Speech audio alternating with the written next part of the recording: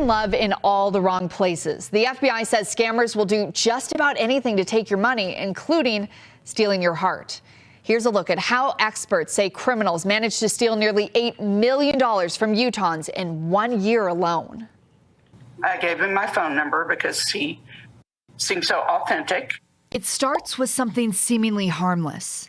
Maybe a comment on a photo or a message saying hi. Within 3 weeks or so, he was expressing that he was falling in love with me. But once that bond is created, he asked me for money multiple times. The trap is set. The total amount of money that he received from me was $530,000.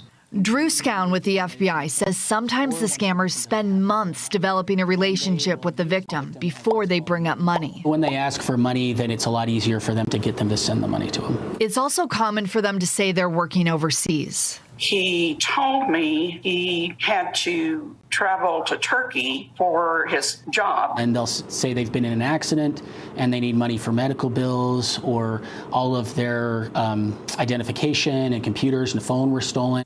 And once it's gone, it's next to impossible to get that money back, in part because most of these scammers operate outside of the U.S. We've talked to victims who have taken out mortgages on their houses to send additional funds. Scown says one of the biggest red flags is their profile photo. They'll sometimes use stock photos or pull photographs off of somebody else's social media account. One way you can check that photo is by searching it in Google. All you have to do is click on the profile image, click on the 3 dots and download it. From there, you drag that image into Google. But even if the photo checks out, Scown says you should never give money to someone you haven't met at least once in person. I was seeing some flags, but I was ignoring them. Scown says the manipulation can be so powerful, even after authorities tell them they're being scammed.